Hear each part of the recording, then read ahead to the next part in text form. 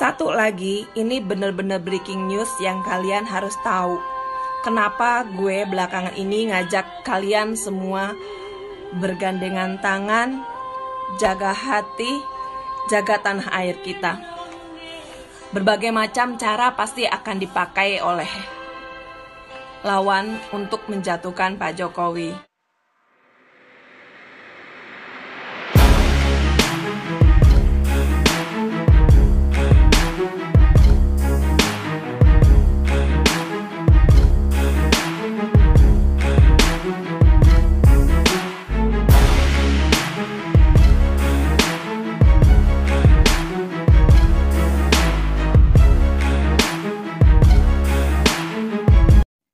Gengs, di tengah pandemik virus corona dan di saat bangsa ini sedang menghadapi tantangan yang luar biasa, masyarakat dihebohkan dengan beredarnya pernyataan Presiden Republik Indonesia ke-6 Susilo Bambang Yudhoyono yang kemudian diangkat oleh beberapa media terpercaya sehingga menjadi isu nasional. Dalam pernyataannya, SBY mengatakan bahwa penghinaan terhadap dirinya semasa menjabat sebagai Presiden Republik Indonesia jauh lebih sadis. Namun, meski demikian, SBY mengklaim bahwa dia tidak pernah membawa ke jalur hukum atau mempolisikan warga yang menghinanya saat itu. Pernyataan SBY ini tentu saja menarik. Sebagai tokoh politik dan mantan presiden, menyampaikan pernyataan seperti itu tentu punya tujuan. Menilai dari sudut pandang politik, kita tahu bahwa SBY sedang menyerang Jokowi dengan membandingkan pemerintahan yang dulu dipimpinnya dengan pemerintahan Jokowi saat ini. Jika demikian adanya, maka yang kemudian menjadi pembuktian pernyataan SBY tersebut adalah fakta dan data yang ada. Fakta menarik di lapangan justru ditemukan. Ya, tak hanya sekali ternyata SBY melaporkan orang-orang yang telah mengusik hidupnya. Sebut saja saat SBY melaporkan Zainal Ma'arif ke polisi 2007 silam. Ya, bahkan SBY langsung datang untuk melaporkan Zainal Ma'arif ke markas kepolisian daerah Metro Jaya, Jakarta. Presiden Susilo Bambang Yudhoyono melaporkan mantan Wakil Ketua DPR Zainal Ma'arif ke markas kepolisian daerah Metro Jaya karena dianggap telah mencemarkan nama baik sang presiden saat itu. Ya, menurut Presiden SBY, pernyataan dari Zainal Ma'arif yang menyebutkan dirinya pernah menikah sebelum masuk ke Akademi Militer adalah sebuah pencemaran nama baik.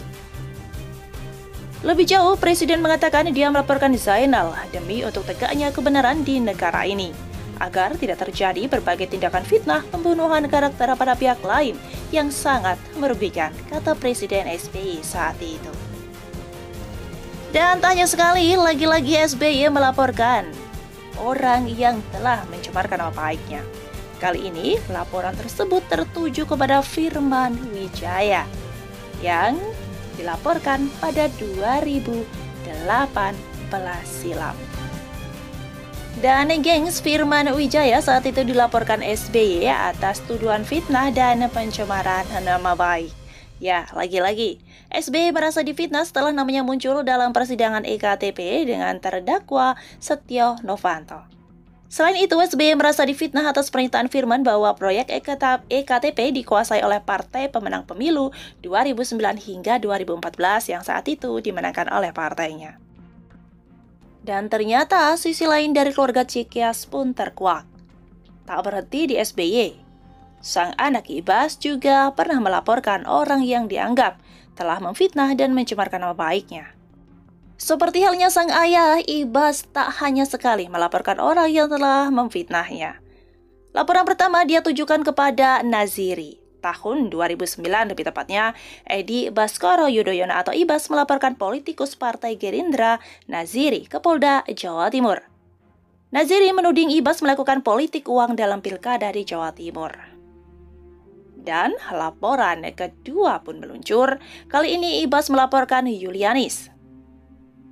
Sekjen Partai Demokrat Edi Baskoro Yudhoyono atau Ibas melaporkan Yulianis, mantan anak buah Muhammad Nazarudin, dengan menyetujui pencemaran nama baik. Pernyataan Yulianis yang menentang Ibas yang dikeluarkan di Koran Sindo pada 16 Maret 2013 silam. Jika dalam hal lapor melapor, SBY seolah amnesia, apakah pada proyek Hambalang yang telah mangkrak pada masanya, dia masih mengingatnya? Bagaimana menurut kalian?